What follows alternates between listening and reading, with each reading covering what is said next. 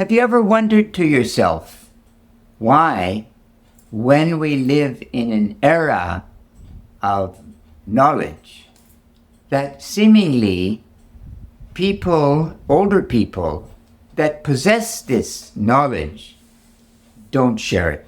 They don't share it in the way that used to be the case. And so we're individually managing our own little microcosms without really blending what historically probably has always been the case, our given knowledge, right, with each other. Now you think to yourself for a moment, why do I go to school? Why? Oh, my mom told me. For sure, but that's not the answer. The reason you go to school, in theory, is to gain some knowledge, and then if you're fortunate enough to go to university, now I know many of us now think this is a birthright, I'm going to university, beautiful me.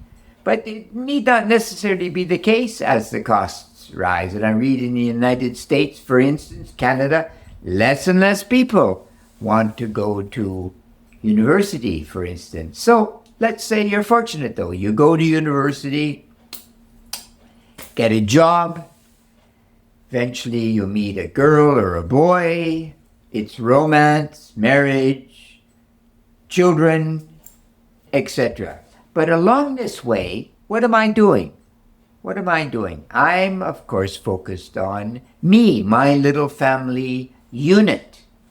I'm going to make my family unit successful, rich, whatever it is. But we're missing the point, aren't we? Because that's not our goal as human beings.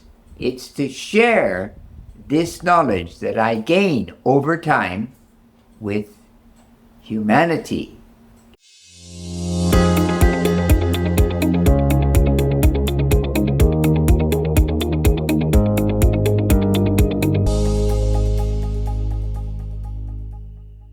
The internet is rife with information. I can go to ChatGPT or Claude or whatever it is. The information is there, right?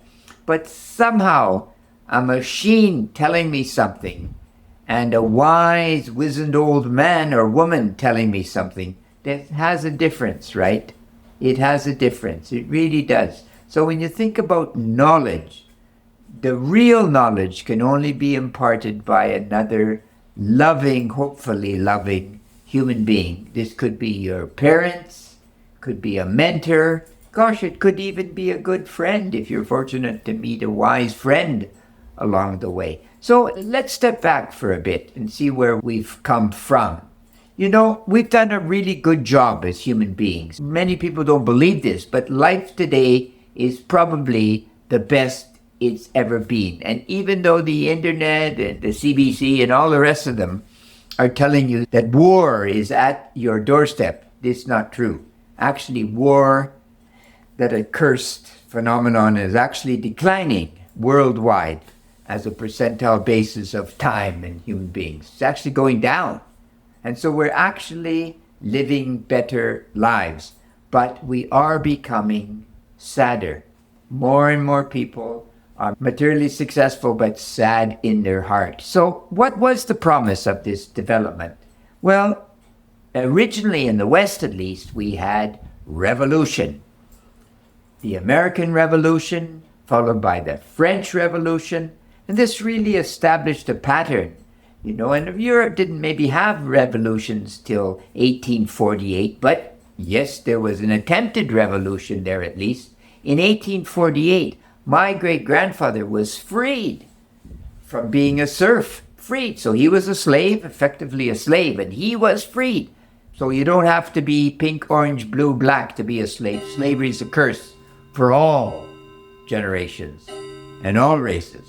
So we got this political emancipation, and then we were given financial emancipation, the Industrial Revolution, middle of the 18th century, at the same time as some of these revolutions, but really got going at the beginning of the 19th century, didn't it? Really took off. And so our cities are getting cleaned up. a little bit, but finally things are still a bit of a mess, and we have writers like Charles Dickens in the middle of the 19th century who started to write about the horrible plight of the poor, and this galvanized people to begin to change the cities. The Great Stink, as it's called in London, was fixed in the mid-1850s, brand new sewage system put in. So things are really going along, aren't they?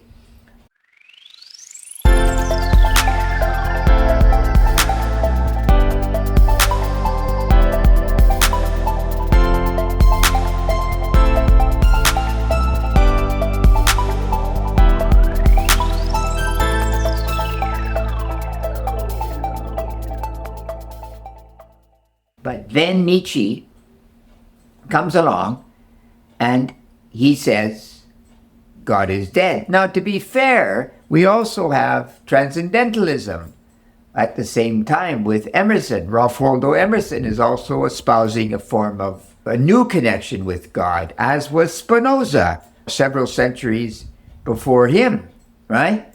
But it seems somehow that the Industrial Revolutions really seem to stimulate this idea that we could go godless, like I could go naked almost, in a sense. And even though it doesn't quite feel right, away we went. And then the West stumbled into these two horrible wars. First World War, 1914 to 1918, and then we had the Spanish flu, killed another 50 or 100 million people, catastrophe. 20 years of peace, sort of peace, and then another war, even more cataclysmic, maybe 100 million dead, right? So many people, I watched a Holocaust survivor the other day. The interviewer asked him, do you believe in God? He said, no, God would never do this. But unfortunately, that's a misunderstanding of the role of God in a sense. Regardless, we now come to our age, right? The internet, so-called internet age, which begins just about the time that Generation Z is born, right around 2000 roughly, right? It really takes off, turns on. Everybody gets a phone, everybody's connected, right? So in all of this, there's a total lack of the knowledge of spirituality. 3 questions. Why am I here? What's my mission? What happens when I leave here?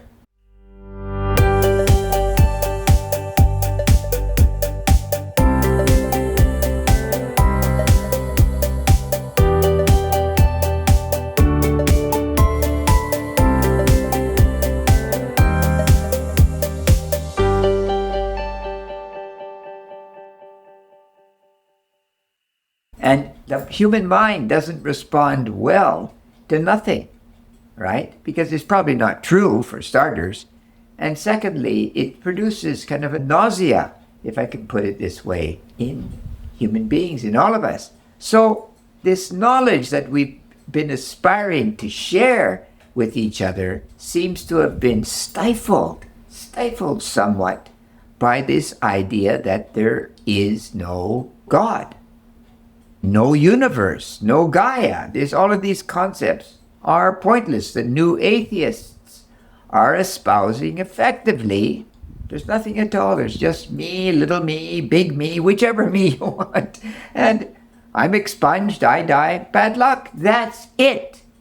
Now think to yourself, how do you respond to efforts all of your life and that's it? Not well, most people, right? Most people want something more in their mind. So my thoughts, to end this, my thoughts are, if we want real knowledge, we're going to have to start to talk to one another in a real sense. We're going to have to talk to the old people. Old people aren't boring, right? Some are, for sure. I know a lot of, I've met at least a lot of very boring old people.